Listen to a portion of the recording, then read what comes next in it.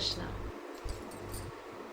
Whether devotees in ISKCON or those practicing the limbs of devotional service should integrate astrology in their decision processes, such as decision to choose the life partners or the fields of education or their careers. So it's really a topic of contemplation for devotees. So today in this video we are going to discuss some what is exactly the relevance of astrology in the life of devotees. So what exactly is astrology? सबसे पहले ये समझना है कि astrology जो है वो वेदांग है. It's a part of the Vedas. In fact there are 6 Vedangas: Shiksha, Kalpa, छंद, व्याकरण, निरुक्त, ज्योतिष. So Jyotish is one of the 6 Vedangas. So Vedanga, that means it's a limb of the Vedas. So Jyotish, that is astrology, and definitely today we are going to talk about Vedic astrology. We are not talking about Western astrology. So Vedic astrology, which in Sanskrit and Hindi in many languages in India is called Jyotish, is a very valid science. और इसको ज्योतिष शास्त्र जो है वो devotees को अपने जीवन में उसको कितना रिलेवेंस है और डिवोटीज को इसको उपयोग करना नहीं करना चाहिए, उसमें मानना नहीं मानना चाहिए, तो विवाद का विषय बना हुआ है. लेकिन देखिए, जो लोग डिवोटीज हैं उनके लिए नहीं मानने का तो सवाल ही पैदा नहीं होता है, क्योंकि जो ज्योतिष शास्त्र जो है वो 6 वेदांग में से एक है. तो जो भी आस्तिक है, आस्तिक का अर्थ होता है जो वेद की ऑथेंटिसिटी में मानता है ना, जो ईश्वर मानता है, जो वेद में मानता है, वेद को प्रमाण के रूप में मानता है, उनके लिए तो ज्योतिष शास्त्र को अस्वीकार करने का कोई सवाल ही पैदा नहीं होता है. इसलिए जो डिवोटीज हैं, जो प्रैक्टिसिंग डिवोटीज हैं, साधक हैं, जो वैष्णव हैं, किसी भी कैटेगरी के जो वैष्णव हैं, वो ज्योतिष तो डेफिनेटली, क्योंकि वो वेद का अंग है, इसलिए उसको रिजेक्ट करने का तो कोई सवाल ही पैदा नहीं होता है. अच्छा, कई बार डिवोटीज लोग ऐसा कहते हैं कि क्योंकि हम लोग तो ऑलरेडी हरे कृष्ण महामंत्र का जप कर रहे हैं, महामंत्र हम लोग 16 वाला हर रोज डेली कर रहे हैं, प्रभुपाद की पुस्तकें पढ़ रहे हैं, हम लोग हमारे आरती वगैरह कर रहे हैं, भजन कर रहे हैं, तो फिर हम लोग तो भगवान को शरणागत है, तो फिर हमें ज्योतिष शास्त्र की क्या जरूरत है. हाँ, यदि आप हरिदास ठाकुर की तरह जप कर रहे हैं, इतनी उच्च क्वालिटी के आप वैष्णव हैं, तो आपको ज्योतिष की आवश्यकता नहीं है, निश्चित रूप से जरूरत नहीं है. लेकिन प्रैक्टिकली आप देखिए तो कितने लोग, हमारी जो साधना जो है उसमें हम लोग कई प्रकार के नामापराध करते हैं, कई प्रकार के सेवा अपराध करते हैं. तो उसकी वजह से हम लोग जो प्रारब्ध कर्म जो है हमारा, जो हमारा फेट है, जिसको डेस्टिनी बोलते हैं, उससे हम लोग तुरंत छुटकारा नहीं पाते. यदि हम लोग ऐसा सोचते हैं कि नामापराध करते हुए हम लोग हरि नाम का जप कर रहे हैं तो हम लोग पिछले किए हुए कर्मों से तुरंत ही छुटकारा पा लेंगे, तो ऐसा तो प्रभुपाद ने नहीं कहा है. आप देखेंगे तो प्रभुपाद के कई स्टेटमेंट्स है. फैन का उदाहरण देते हैं कि फैन चल रहा है जोर से और उसके स्विच ऑफ करेंगे, उसके बाद भी फैन तो कुछ समय चलता रहेगा, क्योंकि उसी प्रकार से ये जो हमने शरीर जो अभी धारण किया है, जो शरीर मिला है हमारे पिछले पूर्व जन्म के कर्म के अनुसार, तो इसका जो कुछ जो प्रारब्ध है वो तो प्रकट होने वाला है. जो शरीर जो कर्म लेकर आया है वो प्रकट तो होने वाला है. इसलिए वो जो है हमारे जन्म के समय ग्रहों की जो स्थिति थी तो वो कुंडली में रिफ्लेक्ट हो जाता है. पिछले जन्म के हमारे कर्म ग्रहों की पोजीशन से पता चल जाते हैं और उस कर्मों के अनुसार इस जन्म में मुझे उसके क्या फल मिलने वाले हैं, इसका मोटे मोटे तौर पर अंदाजा आ जाता है.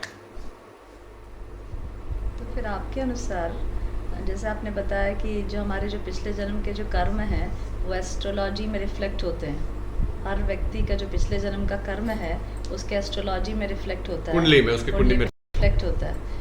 तो अभी जो मेन इशू चल रहा है ISKCON में, जो मेन टॉपिक ऑफ डिस्कशन चल रहा है, specially regarding marriages, choosing the marriage partner, तो क्या मतलब जो नए जो यंग गर्ल्स और बॉयज हैं जो गृहस्थ आश्रम में प्रवेश करना चाहते हैं, जो डिवोटीज हैं, जो डिवोटीज हैं, जो अपने लाइफ पार्टनर्स ढूंढ रहे हैं टू बिकम गुड गृहस्थस, तो उनको मैरिज लाइफ में प्रवेश करने के लिए एस्ट्रोलॉजिकली कंसल्ट करना चाहिए और उसको मैच कराना चाहिए।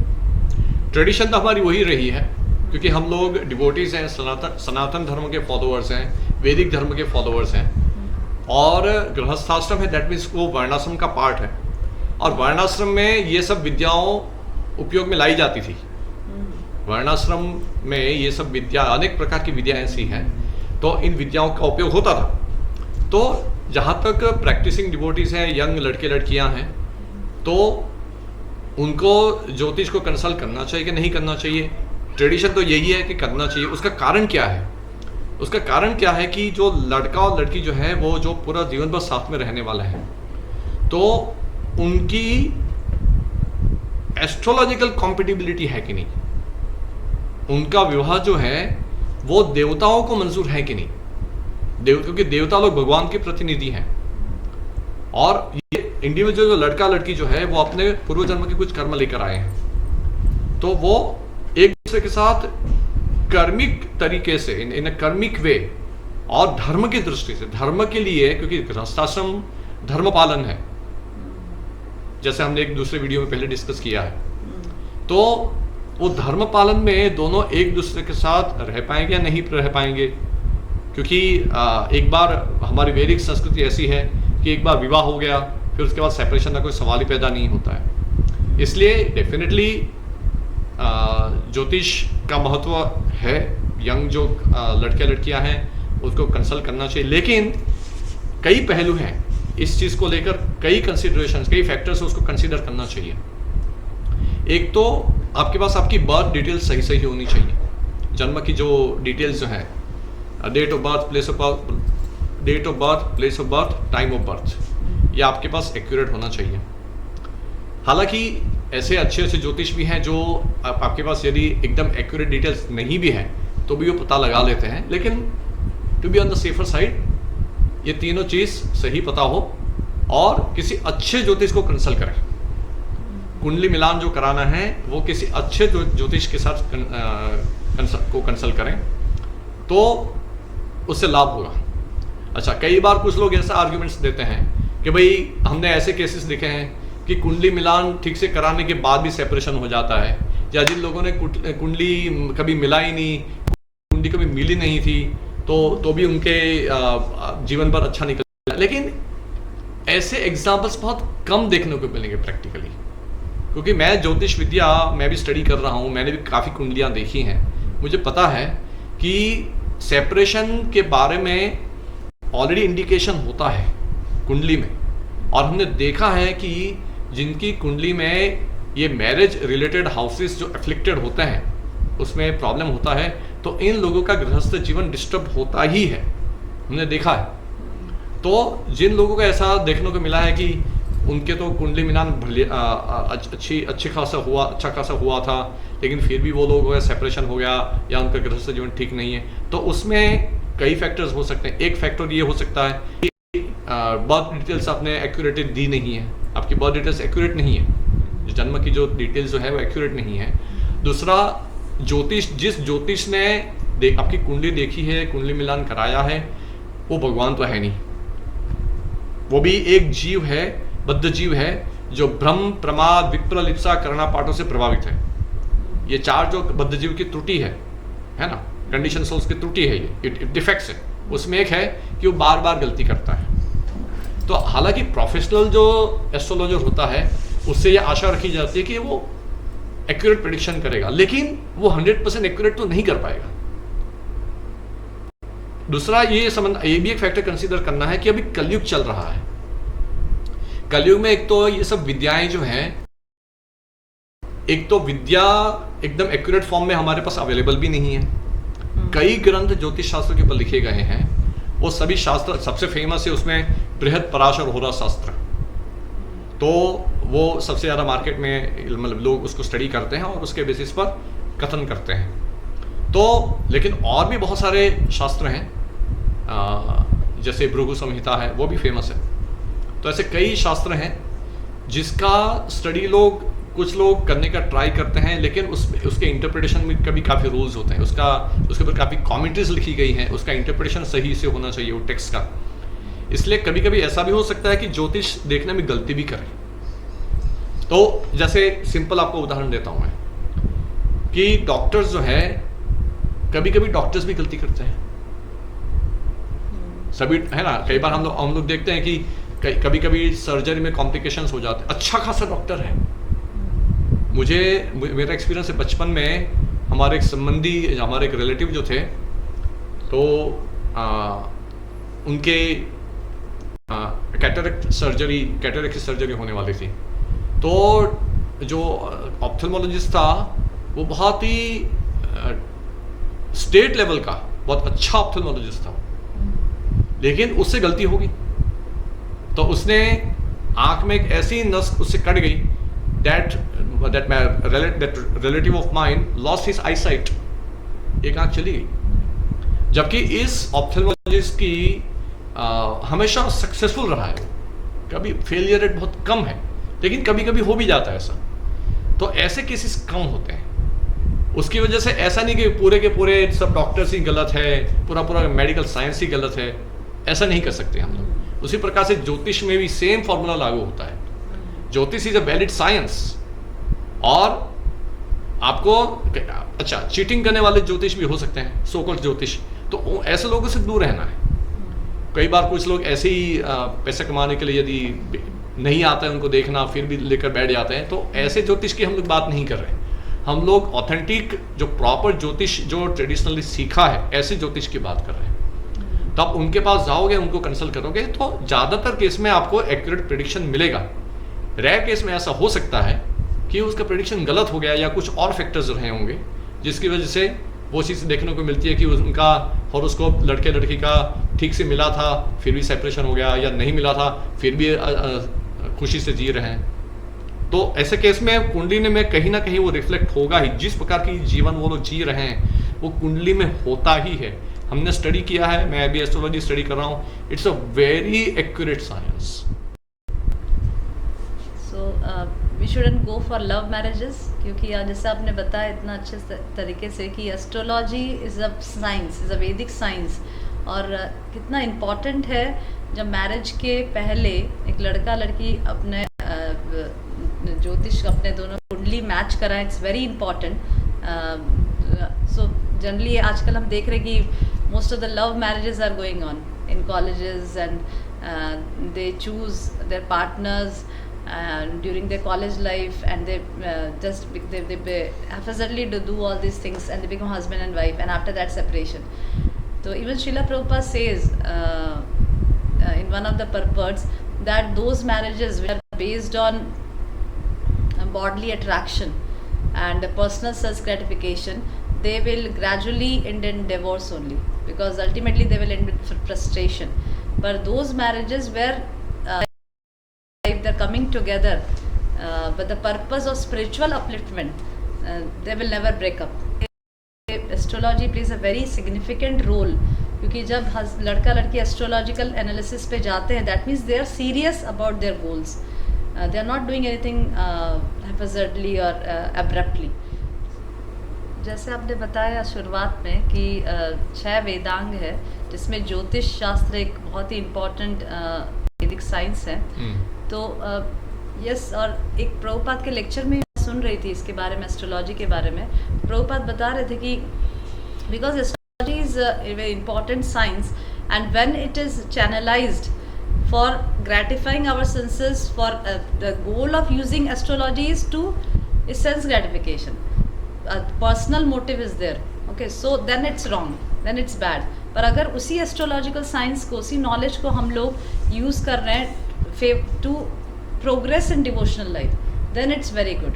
Okay, so that's what Prabhupada was also pointing. And also I was reading Ramayana, and there was references of astrology there also, and I was really surprised to see कि रामायण में और even Bhagavatam में astrology mention किया गया है। जब in Ramayana I was reading, जब Ram was reluctant to take Sita to the forest, or at that time Sita Ma said to Ram that ये तो ऑलरेडी प्रिडिक्ट कर दिया गया है. When I was in my childhood, when I was very small and I used to live with my father, at that time एक ब्राह्मण आए थे हमारे महल में और उन्होंने मुझे पहले से ही प्रिडिक्ट किया है कि you are foretold to live a life in the forest. तो इस प्रकार से एस्ट्रोलॉजिकल मेंशन शास्त्रों में दिए गए हैं. इवन भागवत पुराण में भी, भागवतम में भी, श्रीमद् भागवतम में जब युधिष्ठिर महाराज जब in the chapter, I remember 12th chapter, the birth of emperor Parikshit, first canto yes, birth of emperor Parikshit वाला जो चैप्टर है उसमें Yudhishthir Parikshit Maharaj was born. At that time Yudhishthir Maharaj called all the brahmanas and he gave charity to the brahmanas and he consulted the astrology of the born child and he was very concern कि जो बच्चा जो पैदा हुई, he must be a pure devotee of the Lord and he should have all the good qualities. तो इस प्रकार से एस्ट्रोलॉजिकल रेफरेंसेस पाए जाते हैं हमारे शास्त्रों में पहले से ही. अभी प्रश्न ये उठता है, काफ़ी लोगों का ये क्वेश्चन होता है कि जब एस्ट्रोलॉजिकल अगर कोई प्रेडिक्शंस करता है और उसके कुंडली में कुछ घटनाएं लिखी गई है तो फिर व्यक्ति किस प्रकार से, मतलब ऑलरेडी घटनाएं ऑलरेडी लिख चुके हैं तो फिर उस पे कर्म का क्या इम्पोर्टेंस है? देखिए, कुंडली जो है उसमें एक प्रकार से इंडिकेशन है. कुंडली को एकदम पत्थर की लकीर भी नहीं समझना चाहिए. और इस कुंडली में इस प्रकार से मान लीजिए कि कोई ऑलरेडी ग्रहों की स्थिति ऐसी है कि ऐसा होने वाला है, वैसा होने वाला है, तो उसका अर्थ ये नहीं आपको पुरुषार्थ ही नहीं करना है, क्योंकि कुंडली में एक इंडिकेशन दिया है. कई बार क्या होता है कि जैसे जातक की कुंडली में कुछ राजयोग है, राजयोग दिखाई दे रहा है, लेकिन आप उसके प्रैक्टिकली उसके जीवन में देखेंगे तो राजयोग जैसा जीवन नहीं उसका. वो कोई व्यक्ति प्रॉस्परस नहीं है, इतना कोई स्किल नहीं है, वो राजयोग इफेक्ट में दिखाई नहीं देता है, क्योंकि उसमें बहुत सारे फैक्टर्स मायने रखते हैं ज्योतिष शास्त्र में. तो कुंडली में वो मोटे मोटे तौर पर एक इंडिकेशन है कि इस जन्म में उसका बाय एंड लार्ज इस प्रकार से उसका रूट रहेगा जीवन का, उसके जीवन का पाथ रहेगा. लेकिन उसमें जो ट्रांजिट जो होता है, गोचर, तत्कालीन गोचर, ग्रहों का जो गोचर होता है उसमें वो भी मायने रखता है. हालांकि वो गोचर और जो कुंडली जो है वो दोनों सिंक्रोनाइज्ड होता है, लेकिन केवल कुंडली के बेसिस पर एकदम एक्यूरेट प्रेडिक्शन करना भी एस्ट्रोलॉजिकली एडवाइजेबल नहीं है. केवल कुंडली के बेसिस पर उसमें गोचर, ग्रहों का जो तत्कालीन गोचर जो है eight that time, what the transit of the planets going on, that is also very important factor. इसलिए बहुत सारे फैक्टर उसमें होते हैं. यदि कोई अशुभ ग्रह स्थिति बनी हुई है तो उसके लिए रेमेडी बताई गई है. अभी वो रेमेडी भी जो है वो अलग अलग लोगों में अलग अलग फल देने वाली हो सकती है. एक ही प्रकार के दोष है, मान लीजिए कुंडली में, मान लीजिए किसी की कुंडली में सेपरेशन का ऐसे दोष दिखाई दे रहा है तो और उनको रेमेडी दी गई है, तो एक ही रेमेडी सभी के जीवन में अलग अलग फल देती हुई दिखाई देगी. क्यों? क्योंकि ऐसा संभव है कि हर एक कपल जो है जो इसका जो रेमेडी जो कर रहे हैं, उपाय जो कर रहे हैं, वो अलग अलग लेवल ऑफ फेथ के साथ कर रहे हैं. उनका लेवल ऑफ फेथ अलग अलग है, उनकी इंटेंसिटी अलग अलग है, कि वो अलग अलग लेवल की शुद्धि है उनकी. तो बहुत सारे फैक्टर्स होते हैं. So one factor can that be, if I'm correct, कि जैसे एक उदाहरण दिया जाता है कि अगर किसी व्यक्ति ने कोई प्लेन की टिकट खरीदी है from for example from Delhi to Gujarat, तो अगर उसने एक प्लेन की टिकट खरीदी है दिल्ली टू गुजरात और उसमें उसको बताया गया है कि he is going to do the journey from Delhi to Gujarat, और उस जर्नी के दौरान उसे बताया, ऑलरेडी इन्फॉर्म किया गया प्लेन सर्विसेज के द्वारा कि he will the plane will stop there for 2 hours, और प्लेन के दौरान he will have this, can have that site और that, this is already predicted, so this is already told to the passenger. पर plane के अंदर ही even journey के दौरान, journey में भी ये सिलेक्शंस किया जाता है कि आपको कौन सी सीट चाहिए और you prefer to sit with whom, ये सब आप उनसे पूछा जाता है, चॉइसेस बताए जाते हैं. पर अब वो व्यक्ति जब वो प्लेन के अंदर बैठ गया है, then inside the plane he has some free choices. He has some free will. He is supposed to sit there, but he can stand from his seat and he can go somewhere else if he's facing problem there, or if he likes to sit with some other person. So he can. So that free will is the independent choice of that person, which the astrology or which the कुंडली cannot predict. कि कुंडली overall predictions दे रहे हैं मनुष्य के जीवन के बारे में, पर everybody has a free will, और वो free will स्वतंत्रता दी गई है, जिसके उस स्वतंत्रता का उपयोग करके वो व्यक्ति अपने जीवन को बदल सकता है, अपने प्रारब्ध को बदल सकता है। प्रारब्ध को तो बदल नहीं सकता है। उसमें जो कुंडली में भी क्या होती है कि अभी उसकी टेक्निकलिटी में मुझे जाना पड़ेगा। जैसे कुंडली में तीसरा, छठा, 10वां और 11वां जो स्थान होता है उसको उपचय स्थान बोलते हैं। अभी तीसरा जो स्थान होता है वो एफर्ट का स्थान होता है। छठा जो स्थान होता है वो रोग रिपु का होता है, रोग रिपु और ऋण का घर होता है। तो और 10वां कर्म स्थान होता है, 11वां लाभ स्थान होता है। तो ये 4 जो स्थान है वो in due course of time उसमें इंप्रूवमेंट देखा जाता है। And it is also connected with the effort that you put in. आप कितना एफर्ट दे रहे हो उसके अनुसार भी इन पर्टिकुलर हाउसेस से रिलेटेड प्रेडिक्शन किया जाता है।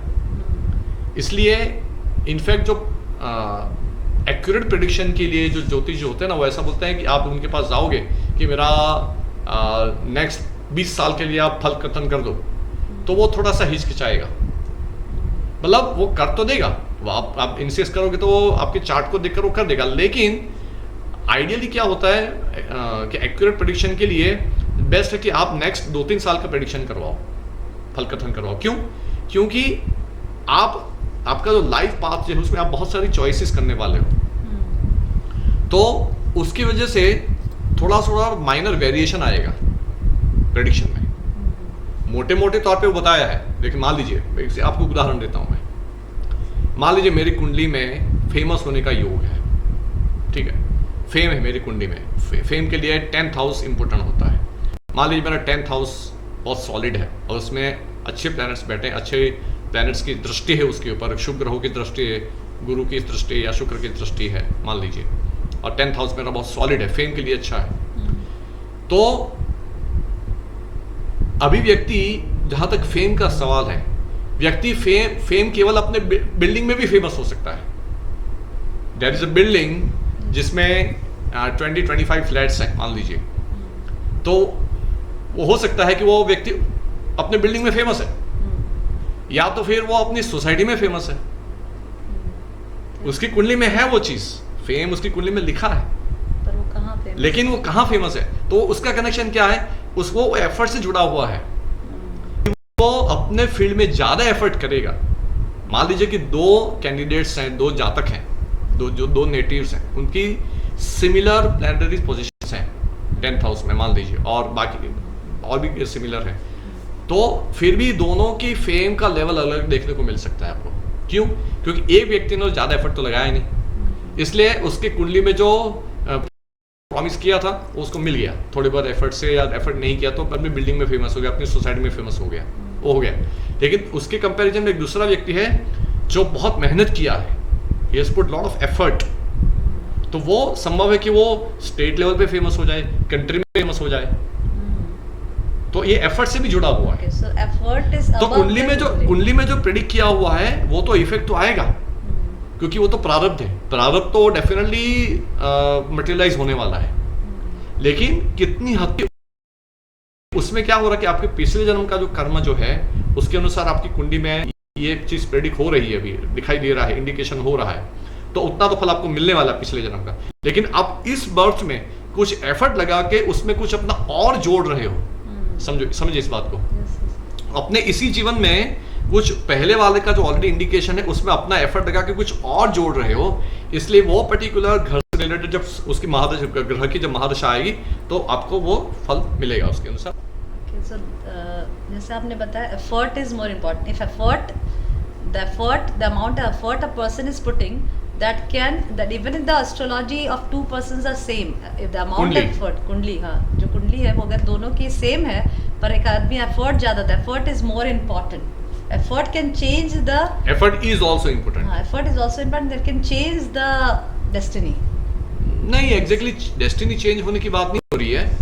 डेस्टिनी चेंज कोई नहीं कर सकता, वो डेस्टिनी कितने लेवल का मैनिफेस्ट होगा वो एफर्ट से जुड़ा हुआ है। Okay, so that means कि and another thing is generally the devotees say कि by doing bhakti, by performing bhakti, the prarabdha changes. Because if our bhakti is very intense, we have got an intense association of devotees, and we are doing very sincerely practicing all the limbs of devotional service, sincerely chanting and avoiding all the unfavorable things which are coming in the path of bhakti. So this can change our prarabdha.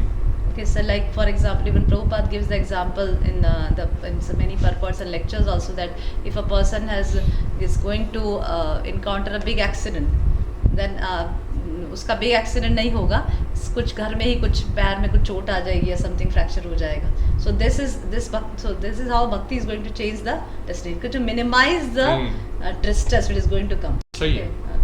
So by the conclusion of this discussion, see कि astrology is no doubt very important, but at the same time, because we are not fully surrendered to the Lord and we have our own personal desires, personal intentions, so we will definitely take shelter of astrology. We'll take help of astrology to progress in devotional life. You want to say something? It can help. Yes. It can help. Yes. So concluding note, I want to say something in this regard कि शास्त्र जो है is a material science, but our principle is what Rupa Goswami has taught us is everything can be used in Krishna's service. युक्त वैराग्य जिसको बोलते हैं, right. Srila भक्ति सिद्धांत सरस्वती ठाकुर ने इसको एग्जाम्प्लिफाई करके दिखाया है. श्रील भक्ति सिद्धांत सरस्वती ठाकुर खुद बहुत बड़े ज्योतिष थे, राइट. ऐसे इस्कॉन की सभी डिवोटीज जानते हैं ये बात, सभी गौड़ीय डिवोटीज जानते हैं, गौड़ीय मठ में भी. तो ज्योतिष शास्त्र जो है उसको यदि भगवान की सेवा में उपयोग किया जा सकता है तो उसका परफेक्ट यूज है वो, क्योंकि ज्योतिष एक वेदांग है, वेद के पर्पस में वो हेल्प करता है, उसका अंग है ये. तो डेफिनेटली भगवान की सेवा में उपयोग करें तो बेस्ट है. जैसे आपने बताया कि हरिनाम जो है वो अपने आप में परफेक्ट है, स्वतंत्र है. नाम नाम अकारी बहुला निज सर्वशक्तिस. तो ज्योतिष का उपयोग करना भक्तों के जीवन में एब्सोल्युटली नेसेसरी नहीं है. सिंपल चीज है. जैसे आप कहीं जाना है, आपको एक मान लीजिए कि आपको सेलिंग कर रहे हैं, आप समुद्र में कहीं शिप में जा रहे हैं, तो आप स्टडी कर लोगे ना, आपका रूट कौन सा रहेगा, फेवरेबल विंड्स है नहीं है, किस प्रकार का क्लाइमेट रहेगा, इस प्रकार की चीज़ आप पहले से स्टडी कर लेते हैं. There is nothing wrong with it. उसी प्रकार से ज्योतिष शास्त्र जो है आपके जीवन का पाथ जो है उसको पहले से आप जान ले, थोड़ा इंडिकेशन मिल जाए, ताकि आप भक्ति में किस प्रकार से एफर्ट करना है, कौन सी चीज़ से बचना है, कौन सी चीज़ आपके प्रतिकूल है, कौन सी चीज़ आपके अनुकूल है, उसका पहले से अंदाजा लेंगे तो भक्ति में प्रगति शायद जल्दी ज़्यादा अच्छी हो पाएगी.